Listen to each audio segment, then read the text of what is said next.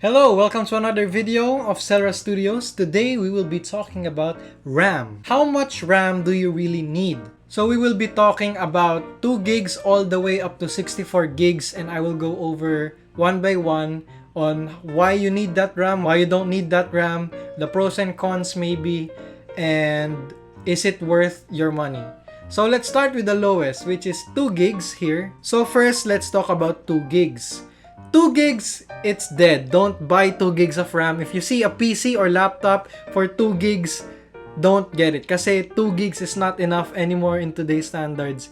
Kahit nga dati, I think kasi 4 gigs yung standard dati, mga 2012, 2013, ganun. 4 gigs pa lang, okay ka na. Pero ngayon, 2 gigs is just not enough. Siguro pang cellphone na lang yung 2 gigs na RAM yan eh. Pero for Windows 10 and everything above, hindi kaya ng 2 gigs.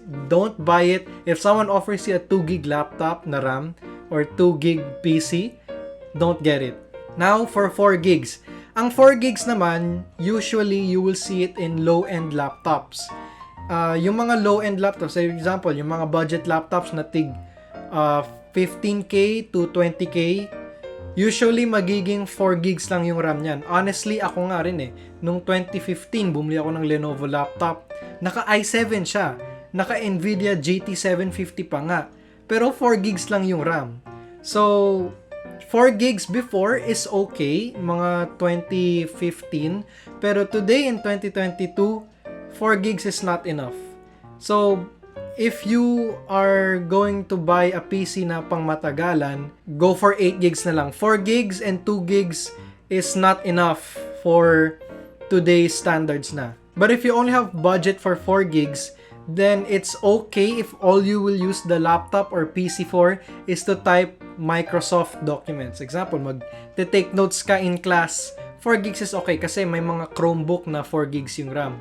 Chromebook, low-end laptop, netbook, usually mga laptop na pang notes lang. Notes, PowerPoint, 4 gigs is okay. Kung hindi mo gagamitin pang Chrome, YouTube, FB, gagamitin mo lang sa mga offline, kailangan mo lang talaga ng word processing, okay na ang 4 gigs. Now, let's talk about 8 gigs. So, for 8 gigs naman, this is the gold standard today.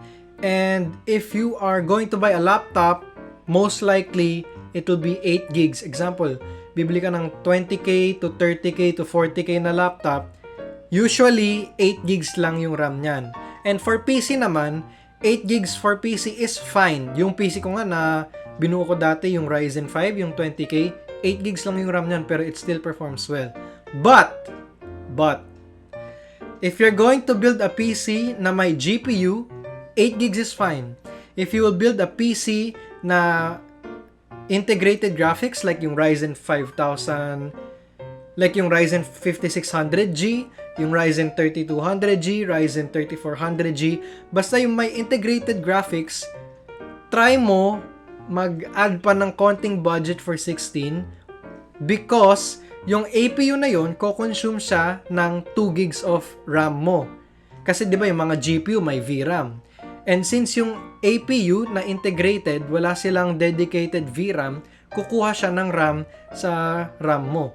So kung 8 gigs yung RAM mo, you will only have 6 realistically kasi kakainin ng integrated graphics. There are some integrated graphics such as yung Ryzen 5600G na pwede siya mag-consume up to 4. So bottom line is, if you need more budget for your GPU, 8 gigs of RAM is fine.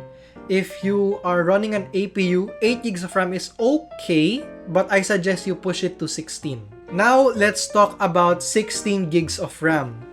Now, 16 gigs of RAM is the real gold standard. It's the sweet spot for gaming, streaming, video editing, Photoshop, everything. Kahit may APU ka, kahit wala kang GPU, integrated lang, 16 gigs is the best RAM you can get. You don't need 32 gigs, you don't need 64, you don't need anything higher than 16. 16 is fine for you. Kahit mag-stream ka. May OBS, yung game mo, FB, YouTube, Spotify. Kahit yung stream mo pa, kakayanin ng 16 gigs RAM yan. And if possible, go for DDR4 3200 MHz RAM. if you're using AMD. Kasi AMD likes fast RAM. Yung pinsan ko, from 2133, nag-upgrade siya to 3200. Yung FPS niya sa Valorant, from 45 to 60, naging 90 to 100. So, RAM speed is also important. That goes for 8 gigs rin. If you are able to buy a 3200 MHz or above na DDR4 RAM, go for it. For AMD.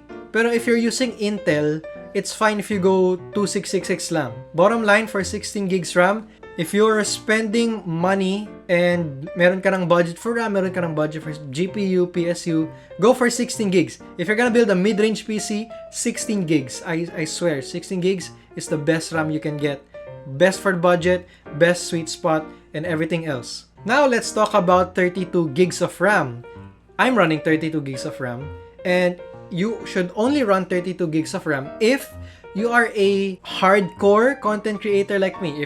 If you like to edit 4K video, 1440p video, or madami kang ginagawa, like gusto mo wallpaper engine, max graphics, gusto mo habang nag-FB ka, mag-Valorant ka, naka-dual monitor ka, may FB ka sa left side, Valorant sa gitna, tapos may YouTube ka pa sa right side kung triple monitor. Go for 32 if you like to multitask. If you have money, you like to multitask, go for 32 gigs. It is one of the sweet spot for content creators on the daily. Kung regular streamer ka, you need everything on. You need your OBS, you need your streaming here, you need your FB, you need your Messenger, you need your YouTube, you need your Spotify. Gusto mo, tatlong monitor ka, 1080p, 1080p, 1080p, or so isipin mo, you need to run a lot of RAM for all of those applications. And if you have money, go for 32 gigs of RAM. And don't forget, go for fast RAM, at least 3200 MHz. Now, let's talk about 64 gigs of RAM. 64 gigs of RAM is for workstations. Example, ikaw, gagamitin mo yung PC mo as a server para sa com shop. So, ikaw yung tagabantay ng com shop and magra-run ka ng diskless setup para sa com shop mo. Let's say, mga 10 PCs. So, 10 PCs, tapos naka-diskless setup sila. You'll need a lot of RAM for that. And yung 64 gig is also used for professional video editors and professional 3D modelers, 3D rendering. Example, kung you work at Disney, you're creating Encanto Part 2, Encanto the sequel. I suggest you get 64 gigs of RAM so that it will be able to supply your PC with enough RAM to run your 3D models. You can see it, dual monitor, kasi minsan when you're doing professional video editing, meron kang 4K na monitor, 4K monitor, ang laki nun. So, might as well invest some more in some RAM. 64 gigs is usually for workstation, like kung gagamitin mo PC mo para magtrabaho or something in a job that relates to using a lot of RAM, or a job that requires you to be multitasking a lot, then go for 64 gigs. And lastly, for 128 gigs of RAM. Get this if you're running a Minecraft server. De joke lang. You don't need 128 gigs of RAM. If you're Linus Tech Tips, go get that. Make a video. Hey guys, today we're going to make a video on 128 gigs of RAM. You don't need, I'm gonna look at you right now. You don't need 128 gigs of RAM. Just save your money. Invest more in a better GPU, better PSU, better CPU. Don't get 128. 64, understandable. 32, good job. 16, sweet spot. But 128, wag na. Don't even think about it. Well, if you really need the reason kung bakit ka mag 128 gigs, then this is if you are the same as 64 but you do twice the work, and if you have more money to spend for your RAM. Quick recap, 2 gigs, don't buy it. 4 gigs is okay for low-end laptops, but I don't recommend 4 gigs kung sa PC ka.